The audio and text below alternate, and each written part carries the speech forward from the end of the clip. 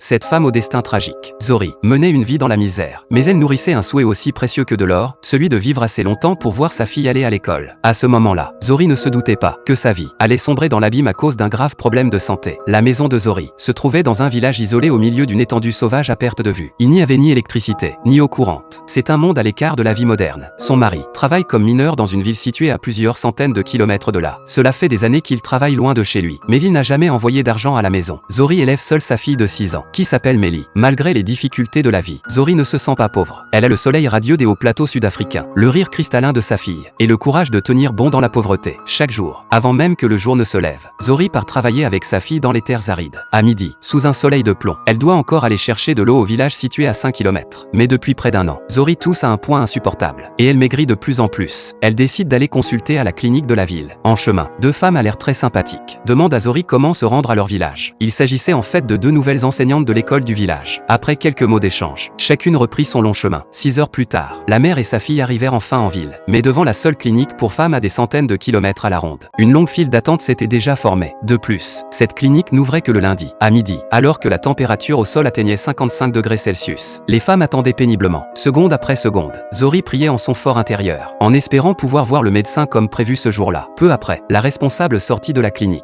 Elle annonça aux femmes que le médecin allait bientôt finir sa journée, et que celle qui se trouvait en fin de file pouvait partir pour revenir faire la queue la semaine suivante. C'est ainsi que Zori et sa fille, partie de chez elle à 5 heures du matin, attendaient le coucher du soleil sans avoir mangé une miette. Portant sur son dos sa fille épuisée et affamée, elle se tenait, l'air abattu, dans la lumière du soleil couchant. La nuit, sa toux s'aggrava de jour en jour. Elle ne parvint pas à fermer l'œil de la nuit. Le jour, elle rassembla ses forces et, comme à son habitude, alla chercher de l'eau. Elle se rendit au ruisseau situé à plus de 5 km pour laver le linge, car personne à ses côtés ne pouvait l'aider. Son mari, depuis un an, n'avait pas écrit une seule lettre à la maison. Finalement, un jour, épuisée physiquement, elle s'effondra dans les champs alors qu'elle travaillait. La semaine suivante, elles reprirent ce long chemin vers le médecin. Ce ciel rempli de sable jaune, cette terre aride, témoignait de la pauvreté de cette région. La sueur imprégnait les vêtements de Zori. Heureusement, elle arriva enfin à la clinique. À la vue de la longue file d'attente, le cœur de Zori se serra soudainement, mais elle se joignit tout de même à la file, gardant un mince espoir. Sa fille, belle, sage et compréhensive, même si elle était très fatiguée et avait très soif, endura tout cela sans se plaindre. Zori sortit de sa poche un fruit qu'elle gardait précieusement depuis longtemps, le pelait et le tendit à sa fille. La sagesse de sa fille la touchait toujours profondément. Malheureusement, alors que c'était justement le tour de Zori, le responsable annonça une nouvelle fois la suspension des consultations, précisant que le médecin avait terminé ses consultations pour la journée. Malgré les supplications de Zori, le responsable refusa catégoriquement de la laisser voir le médecin. Elles n'eurent d'autre choix que de rentrer chez elle. Mais contre toute attente, la mère et la fille croisèrent à nouveau Marie, la nouvelle enseignante. Marie se rendait en ville pour acheter des provisions. Entendant la toux violente de Zori, elle s'enquit d'elle avec beaucoup de sollicitude, et lui dit que si elle avait des difficultés, elle pouvait venir la voir à l'école pour lui demander de l'aide. La sincérité de Marie réchauffa le cœur de Zori comme un rayon de soleil printanier. Le 6e jour après leur retour à la maison, alors qu'elle travaillait, Zori s'évanouit à nouveau devant la porte de la maison. Mélie, qui revenait de jouer dehors, appela sa mère à l'aide de toutes ses forces. Réagissant rapidement, elle courut chercher de l'aide auprès des villageois. Grâce à l'aide de personnes bienveillantes, Sari reprit conscience, et fut conduite à la clinique du canton dans une camionnette. À son arrivée à la clinique,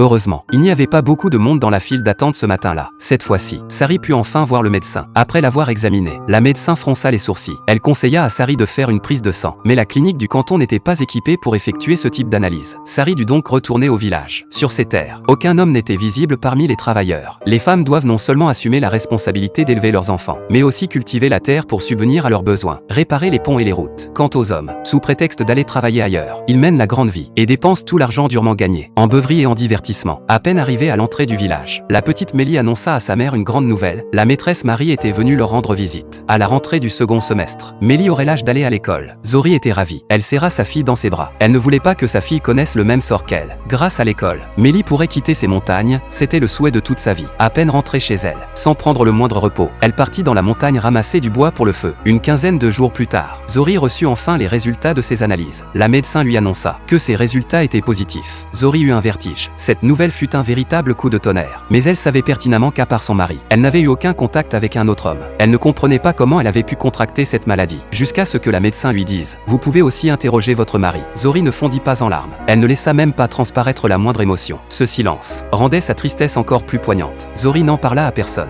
En regardant sa jeune fille, elle décida d'aller chercher son mari pour obtenir des explications.